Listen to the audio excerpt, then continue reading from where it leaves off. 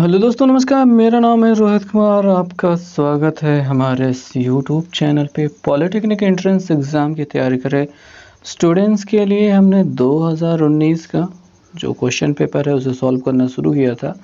और ये आज इसकी लास्ट वीडियो इसलिए क्योंकि हम यहाँ पे केमिस्ट्री जो आखिरी भाग होता है, यहाँ पे 25 क्वेश्चन का सेट जो होता है केमिस्ट्री का, वो हल करने वाले हैं और एक ही वीडियो में हम इसको सभी को निपटाना पसंद करेंगे।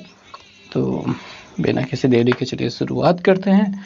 आप कर दीजिए वीडियो को लाइक और दोस्तों के साथ कर दीजिए शेयर। देख लीजिए पूरा अच्छे से, मज़ा आए तो जो भी समझ में आए कमेंट करके बता दीजिएगा। फ़िलहाल हम बातें शुरू करेंगे और पहले प्रश्न के साथ जो कि 76 नंबर क्वेश्चन है वो हम देखेंगे। कहा गया है कि कॉपर सल्फेट से युक्त किसी विद्युत अपघटनी सेल में 2 एम्पीयर की धारा 30 मिनट तक प्रवाहित करने पर कैथोड पर संग्रहित कॉपर की मात्रा ज्ञात कीजिए। कॉपर का परमाणु भार 63.5 दिया गया है।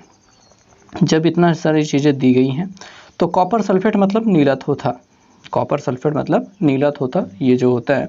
अब यहाँ पे CuSO4 है। अब यहाँ पे CuSO4 का जब हम यहाँ पे जब इसको आयनों में तोड़ते हैं तो Cu++ SO4 का माइनस होता है।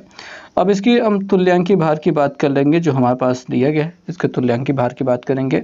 नीलित इसमें कॉपर सल्फेट की जो हमको हमारा जो कॉपर इकट्ठा हो रहा है कैथोड पे वो हम देखेंगे। तो कॉपर का जो हमारा परमाणु भार है ऊपर लिख देंगे, इसकी संयोजकता को नीचे लिखेंगे। संयोजकता क्या होगी? कॉपर की यहाँ पे जो +2 दिखाई दे रहा है यही 2 इसकी संयोजकता होगी। अब प्लस हो चाहे माइनस हो, संयोजकता वही प्लस पे वही पे डिपेंड करती है। तो प्लस है, इसी वजह से 2 प्लस है, इस वजह से हमने यहाँ पे संयोजकता की जगह पे 2 रखा है। तो Cu++ का जो तुल्यांकीय भार E बनेगा वो बन जाएगा 63.5/2। 63.5 आपको परमाणु भार ऊपर दिया था। अगर आप यहाँ पे देखें तो यहाँ पे कॉपर का परमाणु भार दिया है तो E का मान यहाँ से निकला है।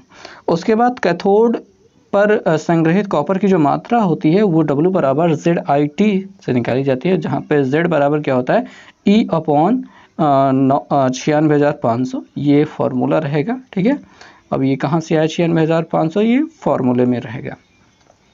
तो E की वैल्यू जो हमने यहाँ पे निकाले थे वही यहाँ पे रखेंगे। I की वैल्यू क्या है? 2 एम्पीयर की धारा प्रवाहित कर रहे थे। T क्या है? 30 मिनट की बात कर रहे थे। 30 गुणित 60 कर देंगे क्योंकि यहाँ पे सारा काम सेकंड में चलेगा। और बस यहाँ पे इन्हीं चीज़ों को रख दिया। अब काटना पीटना हम शुरू कर देंगे। देखिए हल करने का तरीका क्या रहेगा वो हम देख लेते हैं। देखिए यहाँ से हमने 2 जीरो को 30 और 60 वाले जीरो को हटाए और यहाँ से 2 अंकों पे दशमलव हमने हटा दिया। यहाँ से हमने 2 अंकों का दशमलव हटा दिया, इतना पहले किया। उसके बाद हम देख रहे हैं कि ये 5 से कट रहा है तो हमने 5 से इसको काट दिया, उसके बाद इसको भी 5 से काट दिया तो इतना कुछ मिल गया। और ऊपर अब क्या किया है? 3 दूनी 6 हो रहा है, 6 6 36 हो रहा है। 36 से इसमें सीधे सीधे गुणा कराया है। गुणा कराने के बाद ये गिनती को नीचे रखा है, उसको ऊपर रखा है। 1 जीरो कट सकता था, उसको काट दिया है। उसके बाद बच रहा है 193 से इस गिनती में भाग दे दिया। भाग देने के बाद इतना कुछ मिला है और 1 जीरो बढ़ा करके हमने दशमलव लगा दिया। तो हमको क्या मिल गया है? कुल मिला के 1.184 ग्राम हमको मिल चुका है। इतना ग्राम हमारा इकट्ठा होगा कॉपर। अगर हम विकल्प की बात करें तो हमारा जो डी वाला विकल्प है 1.184 ग्राम, इतना ही हमारा सही होगा इस प्रश्न के लिए। उम्मीद है समझ में आया होगा। फॉर्मूला याद रखिएगा, अच्छे से समझ याद रहेगा तो समझ में आ ही जाएगा। अब बात करेंगे जो हमारा 77 नंबर क्वेश्चन है। यहाँ पे कहा गया है कि निम्न में से किस यौगिक में ऑक्सीजन के लिए ऑक्सीकरण संख्या का मान +2 है, यानी कि धनात्मक +2 यहाँ पे ऑक्सीकरण संख्या रहने वाली है ऑक्सीजन की। तो हम अलग अलग चीज़ों में यहाँ पे ऑक्सीजन की ऑक्सीकरण संख्या निकालने की बात करेंगे। पहले वाले में बात कर लेते हैं K2O4 में K2O में सॉरी O4 गलत हो गया। अब यहाँ पे जब ये इनको अलग अलग किया जाएगा तो भाई K2 है तो 2 के लगा देंगे, यहाँ पे प्लस लगा दिया हमने। सॉरी यहाँ पे +1 होना चाहिए था। ठीक है, +1 होना चाहिए था, गलत हो गया हमसे लिखने में। तो यहाँ पे +1 रहेगा और O की ऑक्सीकरण संख्या निकालनी है तो उसके जगह X लगा दिया। और ये पूरे पे कोई चार्ज नहीं है तो यहाँ पे क्या हो गया? जो इसका संयुक्त ऑक्सीकरण संख्या होगी वो क्या मिल जाएगी? वो 0 के बराबर हो जाएगी। तो यहाँ पे क्या करेंगे? 2 एकम 2, यानी ये 2 के +1 था तो 2 एकम 2 कर दिया, +X बराबर 0 कर दिया। तो 2 एकम 2 2 उधर जाने के बाद कितना मिल जाएगा, -2। तो यहाँ पे x की वैल्यू कितनी मिल गई है, -2 मिल गई है। तो K की ऑक्सीजन की ऑक्सीकरण संख्या यहाँ पे -2 है। और अब हम O3 में बात करेंगे इसकी ऑक्सीकरण संख्या की, ऑक्सीजन की। अब देखिए भाई यहाँ पे जो ऑक्सीजन है हमारे पास, जो ऑक्सीजन है वो 3 ऑक्सीजन है, इसलिए 3 और ये O है, ठीक है। और इसके जो टोटल ऑक्सीकरण यहाँ पे चार्ज जो हो रहा है वो मतलब वो 0 ही रहेगा। तो यहाँ पे 0 के बराबर करते हैं। यहाँ पे देखो कोई मूलक होता है जो उसके ऊपर प्लस माइनस चार्ज होता है, तो वहाँ पे ये गिनती 1 2 के बराबर लिखी जाती है। बट यहाँ पे कुछ नहीं है, इसके ऊपर चार्ज 0 है, इस वजह से यहाँ पे 0 रखा गया। अब चूंकि यहाँ पे ऑक्सीजन को ही निकालना है और ऑक्सीजन बस एक अकेला है, तो यहाँ पे 3x = 0 कर दिया, तो x की वैल्यू क्या मिल जाएगी, 0 मिल जाएगी। यहाँ पे ऑक्सीजन की ऑक्सीकरण संख्या क्या हो रही है, 0 हो जा रही है। आगे हम चेक करेंगे जो हमारा अगला विकल्प है, यहाँ पे है Na2O2। तो यहाँ पे जो सोडियम की ऑक्सीकरण संख्या होती है वो +1 होती है, ठीक है, +1 होती है। और यहाँ पे 2n लगा दिया है और साथ में 2O की पावर यहाँ पे x लगा देंगे = 0। अब यहाँ पे 2Na था तो 2 कम 2 और प्लस क्या किया हमने, 2x कर दिया बराबर 0 हो गया है। अब ऐसे में 2 1 कम 2, 1 2 उधर भेजेंगे -2, और जब 2x बराबर -2 हो रहा है तो x बराबर -1 हो जाएगा। यानी यहाँ पे भी ऑक्सीकरण संख्या +2 नहीं मिली है और हमको क्या मिला है, -1 मिला है। अब यहाँ पे F2O में देखेंगे तो यहाँ पे माइनस हो रहा है चार्ज का, तो इसकी ऑक्सीकरण संख्या क्या होगी, -1 रहेगी।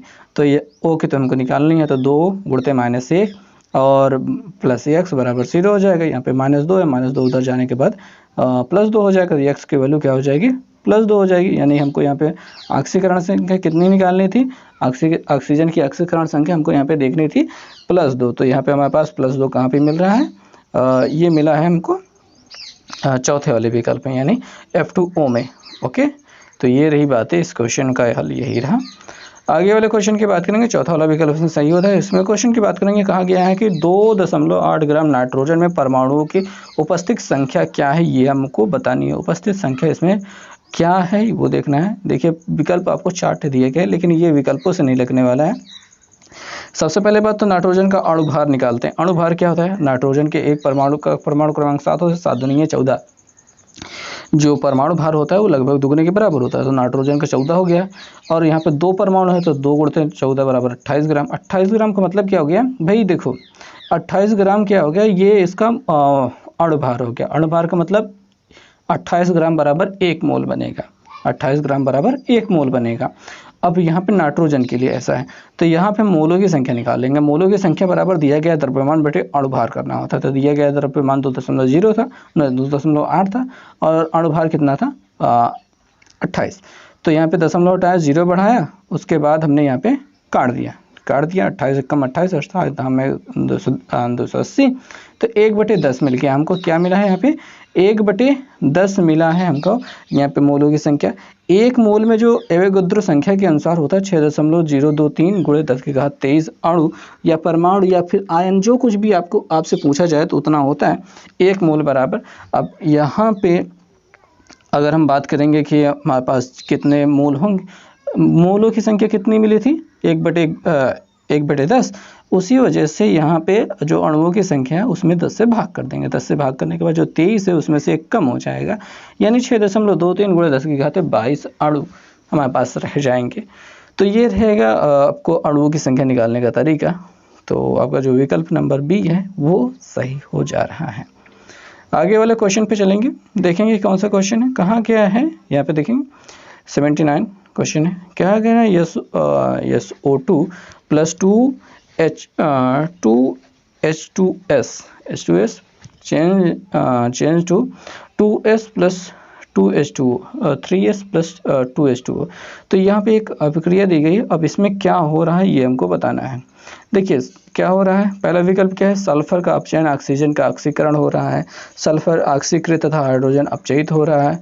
सल्फर का ऑक्सीकरण और अपचयन दोनों हुआ है। हाइड्रोजन ऑक्सीकृत, सल्फर अपचयित हुआ है। अब यहाँ पे देखिए हमने समीकरण को लिखा है, अब बात को समझते हैं।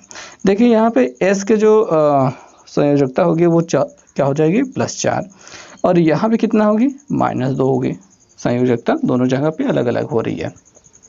और यहाँ पे वही सल्फर जो हो रहा है, यहाँ पे संयोजकता इसकी क्या हो जा रही है, 0 हो जा रही है, सल्फर अकेला है 0 हो जा रही है।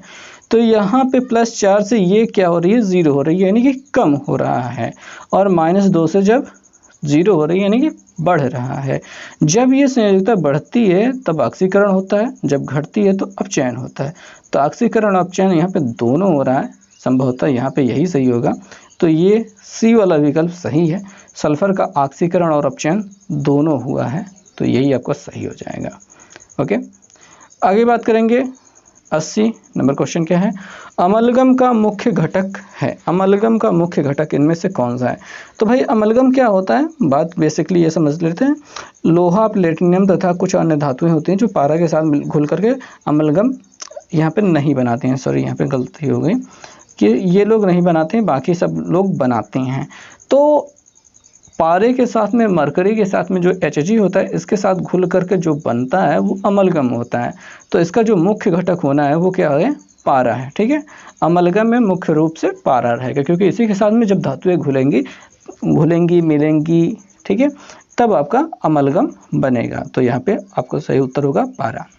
तो दोस्तों अगला जो प्रश्न है वो है 81 नंबर। कहा गया है कि एक रेडियो एक्टिव तत्व का अर्धायु काल 150 दिन है, 600 दिनों बाद 1 ग्राम तत्व कितना रह जाएगा, ये हमें बताना है। चलिए शुरुआत करते हैं। सबसे पहले बात तो हम याद करेंगे अर्धायु कालों की संख्या। भैया देखिए T बराबर होता है N × T½ अब T क्या है, कुल समय है, T½ क्या है, अर्धायु काल कितना होता है वो है। तो अर्धायु कालों की संख्या वैसे हम निकाल सकते हैं। यहाँ पे देखिए 600 दिन है, 150 दिन का एक अर्धायु काल होता है, तो 150 से 600 दिन जब भाग करेंगे तो 4 अर्धायु कालों की संख्या हमको मिल जाएगी 4। तो यहाँ पे अर्धायु कालों की संख्या हो गई 1/4, ठीक है, सॉरी 4। तो अब अगर हमको शेष मात्रा निकालनी है तो फार्मूला होता है m बराबर m0। m0 क्या है, मूल मात्रा, और गुणते 1/2 की पावर n, ठीक है। यहाँ पे 4 रख देंगे तो यहाँ पे हल करते चले जाएंगे, 1/16 मिल गया। बट अगर आप यहाँ पे सूत्र आपको यह नहीं याद है तो बिना सूत्र के करना चाहें तो भैया पहले 1 था, 1 अर्धायु काल पद कितना हो जाएगा, उसका आधा हो जाएगा, दूसरे के बाद इसका आधा करेंगे 1/4 हो जाएगा, तीसरा जब अर्धायु काल आएगा तो 1/4 का आधा करेंगे तो 1/8 हो जाएगा। ये भी 3 ही बीते हैं। जब चौथे की बात आ जाएगी तो वहाँ पे 1/16 हो जाएगा। यानी कि कुल मिला के हर बार क्या कर रहे हैं, नीचे 2 से गुणा कर रहे हैं, नीचे बटे में 2 से गुणा कर रहे हैं। तो चौथे के बाद कितना मिल गया, 1/16। तो ऐसे में आप ऐसा आंसर निकाल सकते हैं बिना सूत्र याद किए हुए भी। बात करेंगे यहाँ पे कि जो पानी की कठोरता का कारण क्या है। तो ये पानी की जो कठोरता का कारण होता है वो कैल्शियम और मैग्नीशियम के बाइकार्बोनेट, सल्फेट, ठीक है, क्लोराइड और सल्फेट लवणों के कारण ये होता है। तो यहाँ पे आप कैल्शियम और मैग्नीशियम वाला जो बात कर रहे हैं, कैल्शियम और मैग्नीशियम लवण की बात कर रहे हैं, दूसरा वाला विकल्प है, ये सही हो जाएगा। बाकी सारी चीज़ें भी होती हैं पर जो कठोरता का मिली होती है यहाँ पे, ठीक है, पानी में, बट जो कठोरता की बात आएगी वो केवल मैग्नीशियम और कैल्शियम और मैग्नीशियम के लवण के कारण होती हैं। और ये सारी चीज़ें जो लेड, कॉपर, ये सब चीज़ें भी, सोडियम, पोटेशियम भी घुले होते हैं, लेकिन ये जब ज़्यादा दूषित होता है पानी तब। सामान्य अवस्था में थोड़ा, अभी यहाँ पे आपको बस इतना से बताना है कि कैल्शियम और मैग्नीशियम के लवण के कारण। और ज़्यादा कुछ पूछा जाए, बाइकार्बोनेट, क्लोरेट, सल्फेट, ये सारी चीज़ें होती हैं, क्लोराइड, सल्फेट, ये होते हैं। अगला प्रश्न की बात करेंगे। 83 नंबर क्वेश्चन कह रहे हैं एक कार्बनिक पदार्थ में कार्बन की मात्रा दी गई है, हाइड्रोजन की मात्रा परसेंटेज दिया गया है, और यहाँ पे हाइड्रोजन का परसेंटेज दिया गया है तथा ऑक्सीजन कहा गया है, ऑक्सीजन का परसेंटेज नहीं दिया गया। यानी हमको 100 में से हमको इन दोनों को जोड़ करके घटा करके लिखना होगा, ठीक है, इतना सा काम है।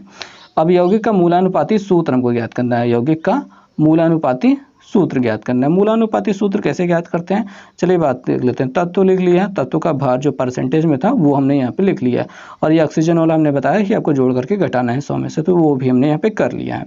अभी यहाँ पे करना ये होता है कि जो भी इनका परमाणु की संख्या हमको निकालनी होती है। परमाणु की संख्या कैसे निकालेंगे, इनके परसेंट भार को उनके परमाणु भार से भाग कर देते हैं, ठीक है, परमाणु क्रमांक से नहीं, सॉरी, परमाणु भार से भाग कर देते हैं।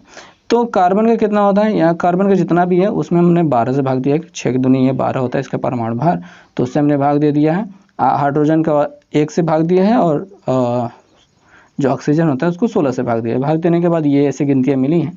अब ये जो दिखाई दे रहा है ये कॉमन दिखाई दे रहा है, बराबर दिखाई दे रहा है, और हमको करना यही होता है जो भी इसमें जो भी यहाँ पे मिला है परमाणु की संख्या वाला, जो भी छोटी गिनती होती है उससे हमको क्या करना होता है, भाग करना होता है। तो 3.22 से हमको भाग करना है, 3.22 में तो मिल गया 1। अब यहाँ पे 9.67 जो दिया गया है इसमें अगर 3.22 से भाग करेंगे, 3 तरीक का 9 हो रहा है, लगभग 3 बार जा रहा था, हम यहाँ पे मोटा मोटा 3 ले लेंगे और यहाँ पे भी वही भाग देंगे तो 1 हो जाएगा। जब इतना हमको सरल अनुपात मिल जाएगा तो कार्बन का 1, हाइड्रोजन का 3 और ऑक्सीजन का 1, ऐसे लेकर के आपको क्या कर लेना है, कार्बन हाइड्रोजन ऑक्सीजन का अनुपात 1:2:1, सॉरी यहाँ पे 3 होना चाहिए था, मैंने गलती कर दी है, ठीक है। तो यहाँ पे आपका कितना हो जाएगा, 3। तो ये जो विकल्प अगर हम देखेंगे तो हमारा जो विकल्प कौन सा सही है, डी वाला विकल्प सही है। यहाँ पे मैंने मिसप्रिंट थोड़ा सा गलती लिख दिया है, तो यहाँ पे आपको याद रखना है कि यहाँ पे 3 होगा और यहाँ पे 3 रहेगा। ओके, क्लियर बात। आगे बात करेंगे, यहाँ पे क्या रहेंगे, थर्मोसेटिंग प्लास्टिक का एक उदाहरण है, निम्न में से कौन सा थर्मोसेटिंग का प्लास्टिक का उदाहरण है। तो भाई थर्मोसेटिंग प्लास्टिक क्या होती है, बैकेलाइट। बैकेलाइट अगर आपने देखा होगा कुकर का जो हैंडल होता है उसके ऊपर प्लास्टिक लगा रहता है ना, ठीक है, कुकर का जो हैंडल, कुकर ये पूरा है, उसके हैंडल में ये जो प्लास्टिक लगा रहता है वो बना होता है थर्मोसेटिंग प्लास्टिक का। आपको टीवी का फ्रेम बना होता है थर्मोसेटिंग प्लास्टिक का, ऐसे प्लास्टिक जिसको गरमाने पर वो पिघलती नहीं है। तो पॉलीथीन तो पिघल जाती है, पीवीसी पाइप भी पिघल जाती है, बट बैकेलाइट नहीं पिघलता है, तो ये थर्मोसेटिंग प्लास्टिक है। ओके, आपने कुकर का हैंडल को कभी गरमा के देखा होगा कि वो पिघलता नहीं है, ठीक है, तो यही होता है। तो मजबूत चीज़ों के फ्रेम बनाए जाते हैं बैकेलाइट इससे, थर्मोसेटिंग प्लास्टिक से, तो इस वजह से वो होती हैं। ओके, बाकी सारी चीज़ें तो ये जो पीवीसी पॉलीथीन है ये तो पिघल जाती हैं, इनको दोबारा बनाया जा सकता है, तो ये थर्मोप्लास्टिक है, थर्मोसेटिंग प्लास्टिक बैकेलाइट है। आगे बात करेंगे, यहाँ पे कहा जा रहा है कि कॉपर का इलेक्ट्रॉनिक विन्यास प्रदर्शित करता है। तो यहाँ पे आर्गन प्लस, यानी आर्गन में आर्गन का जो भी इलेक्ट्रॉनिक विन्यास होता है उसमें जोड़ करके हमको यहाँ पे बताना है, ठीक है। तो किस रूप में देखना है, तो भाई जो कॉपर होता है उसका जो परमाणु क्रमांक होता है वो 29 होता है, और आर्गन का जो होता है वो 18 होता है, 18 2 8 8 वो रहता है।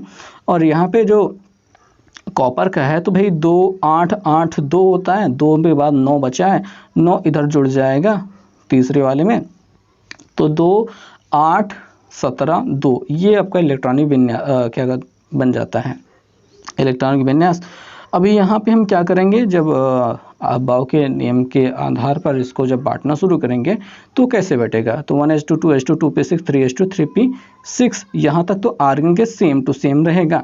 उसके बाद जो आपके ये जो 9 इलेक्ट्रॉन्स बचे हैं ना, उनको कहाँ बांटा जाएगा, तो 4:2 और 3d9 में ये चला जाएगा। अब ये क्या है, एक अपवाद है, बिकॉज 29 जो हमारा कॉपर है ये अपवाद है। अपवाद में ये ऐसा होती है, स्थिति ऐसी बनती है कि यहाँ पे जो 9 है वो 9 ना रह करके इससे एक इलेक्ट्रॉन ले लेता है और ये 10 बन जाता है और इसको 1 दे देता है। तो ऐसी स्थिति में हमको क्या दिखाई देता है, यहाँ से यहाँ तक तो ये सेम रहता है, 4s1 हो जाता है और 3d10 हो जाता है। यहाँ से यहाँ तक आर्गन सेम रहता है, 4s1 3d10 हो जाता है। और अगर आप विकल्प को मिलाओगे तो ये आपको जो डी वाला विकल्प दिखाई दे रहा है ये होगा। वैसे तो आपको ये सही होना चाहिए, बी वाला विकल्प सही होना चाहिए, बट वो नहीं होगा क्योंकि अपवाद है, इस वजह से ये डी वाला विकल्प सही होगा। ओके, क्लियर रहनी चाहिए बातें। आगे बात करेंगे, यहाँ पे कहा गया है कि निम्न में से आयनिक हाइड्राइड है, इनमें कौन सा आयनिक हाइड्राइड है, तो BH3 जो दिया गया है, अगर इसका हम करेंगे इलेक्ट्रॉनिक विन्यास, इसका संरचना बनाएंगे, ठीक है, तो यहाँ पे क्या बन रहा है, बी के जो परमाणु क्रमांक होता है 5, उसके बाहरी कोश में भी 3 इलेक्ट्रॉन होंगे, ठीक है। ओके, और यहाँ पे हाइड्रोजन के पास 1, तो ये क्या करेंगे, संयोजक बंध बनाएगा, अपन काम करेगा।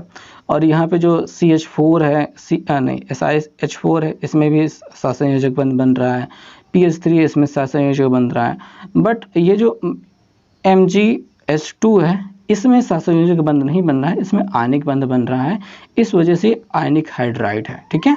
डी वाला विकल्प सही होगा। ओके, क्लियर रहनी चाहिए बातें। आगे चलेंगे, बात करेंगे ओस्टवाल विधि में अमोनिया यानी कि NH3 के ऑक्सीकरण में प्रयुक्त प्रेरक कौन सा है, तो भैया ये Pt होता है, ठीक है, प्लेटिनम। तो यहाँ पे ये इसका समीकरण भी हमने लिख लिया है। अब यहाँ पे याद रखेंगे कि अमोनिया का ऑक्सीकरण जो हो रहा है उसमें पीटी यानी कि प्लेटिनम उत्प्रेरक के रूप में काम करता है। बात करेंगे 88 नंबर प्रश्न की, कहा गया है कि निम्नलिखित में कौन सा युग्म समान इलेक्ट्रॉन संख्या वाला है? नहीं है, ठीक है। कौन सा समान इलेक्ट्रॉन संख्या वाला नहीं है? तो भाई पहला विकल्प क्या है, ऑक्सीजन 2- और यहाँ पे F1- इसके साथ में। तो भाई जब यहाँ पे माइनस की बात करेंगे तो इलेक्ट्रॉन इसके पास आए होंगे तभी इसके पास माइनस होंगे। तो इलेक्ट्रॉन ऑक्सीजन में ऑक्सीजन का परमाणु क्रमांक होता है 8, उसमें जुड़ा है कितने, 2 इलेक्ट्रॉन जुड़ गए हैं, तो इलेक्ट्रॉनों की संख्या हो गई 10। तो यहाँ पे F फॉर फ्लोरीन होता है और इसमें परमाणु क्रमांक इसका होता है 9 और उसके पास 1 इलेक्ट्रॉन आया तो 10 हो गया। यहाँ पे 10 और 10 बराबर हो गए। तो यहाँ पे हमको ज्ञात करना है कि कौन सा समान वाला नहीं है। तो ये तो समान है, तो ये हमारा उत्तर नहीं होगा। ओके, ये हमारा उत्तर नहीं होगा। आगे बात करेंगे, यहाँ पे P-3 है, AR है। अब आर्गन जो होता है उसका 18 होता है और P का होता है 15, उसमें -3 दिया यानी +3 कर देंगे, मतलब कि यहाँ पे इलेक्ट्रॉन की संख्या प्लस हो जाएगी यानी 18 हो जाएगी, 15-3 18। तो यहाँ पे भी बराबर हो गया। आगे बात करेंगे, यहाँ पे सोडियम दिया गया, सोडियम को होता है 11 और यहाँ पे प्लस लगाया यानी इसने 1 इलेक्ट्रॉन त्याग दिया है। प्लस लगाने का मतलब 1 इलेक्ट्रॉन त्याग दिया है। तो हमने यहाँ पे माइनस घटा दिया तो यहाँ पे कितना मिल गया, 10 मिल गया। और यहाँ पे एल्युमिनियम, यहाँ पे 3+ दिया गया यानी इसने 3 इलेक्ट्रॉन त्याग गया, तो एल्युमिनियम को होता है 13, उसने 3 इलेक्ट्रॉन निकाल दिया तो 10 हो गया।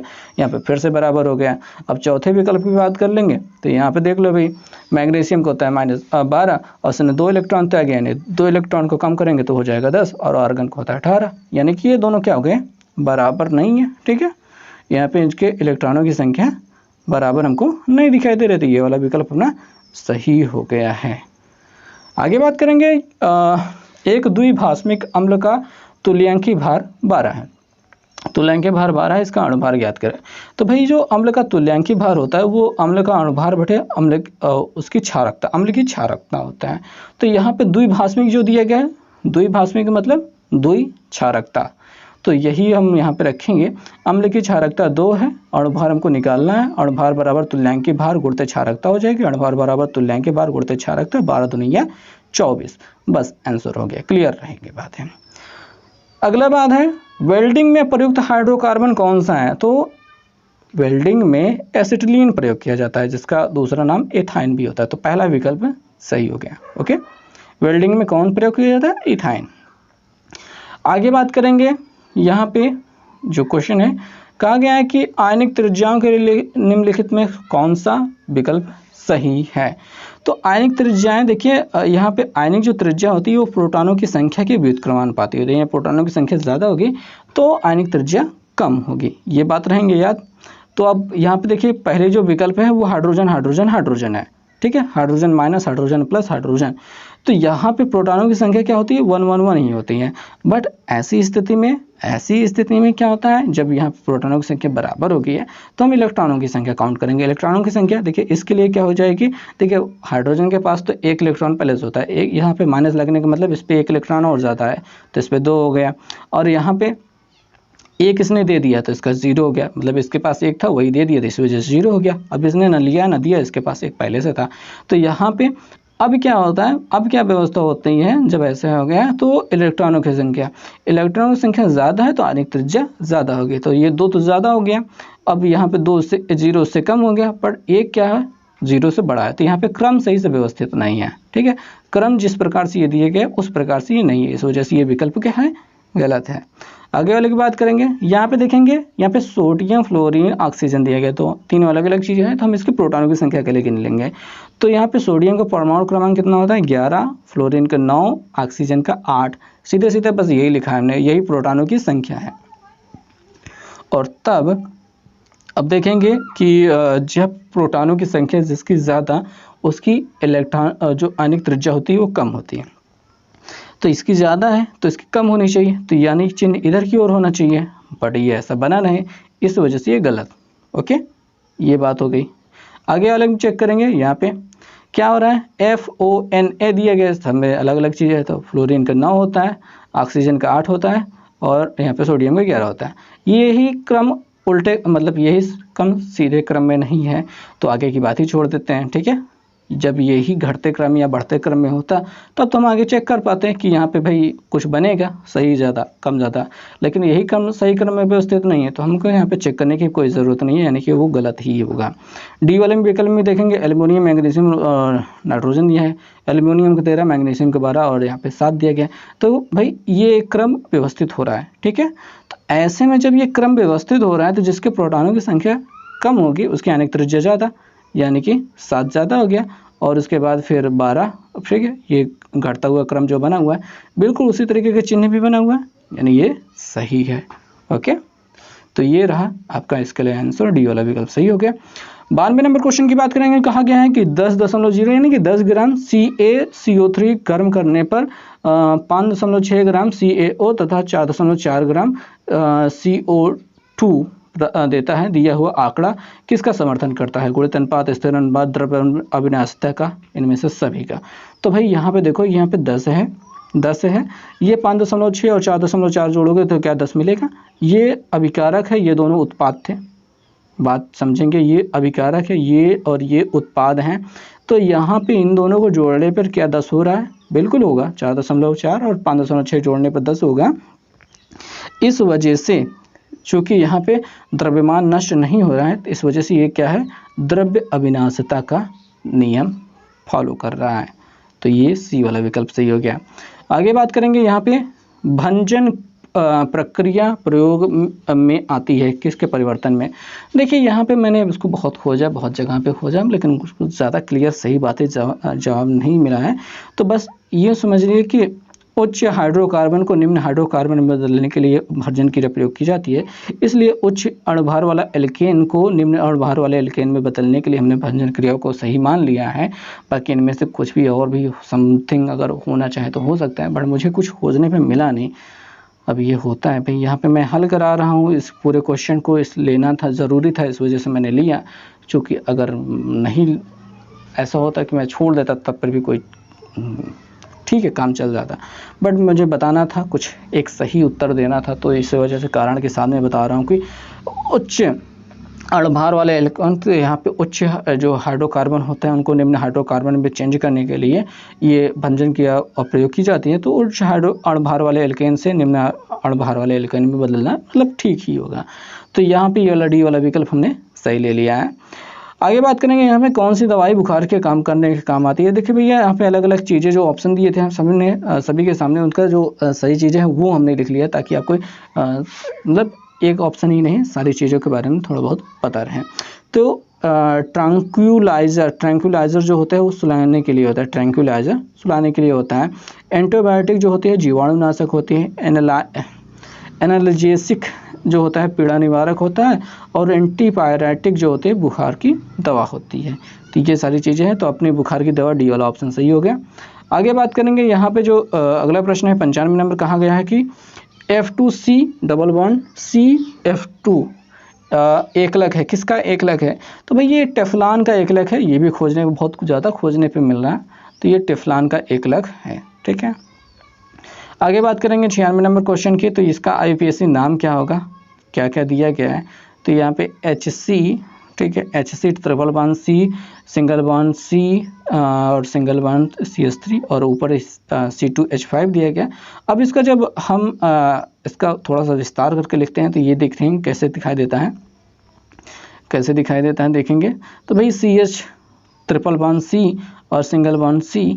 अब यहाँ पे C जो अपना ऊपर की ओर C2H5 था उसको हमने नीचे की ओर थोड़ा सा, क्योंकि नीचे जगह थी तो हमने यहाँ पे लिख दिया CH2 CH3 में, ऐसा करके लिख लिया है ताकि थोड़ी इस लंबी श्रृंखला बने। तो हमको लंबी श्रृंखला लेनी है, तो यहाँ पे केवल 4 ही आएंगे, देखिए 1 2 3 4 लोग आएंगे, इधर वाले में लेंगे तो 5 लोग आएंगे, तो लंबी श्रृंखला हमको लेनी होती है। तो लंबी श्रृंखला हमें ली है, और उसके बाद क्या है कि हमें यहाँ पे काउंटिंग करना शुरू करेंगे। तो जिधर ट्रिपल बॉन्ड पड़ेगा उधर की ओर काउंटिंग स्टार्ट करो भाई, जिधर से कम पड़े।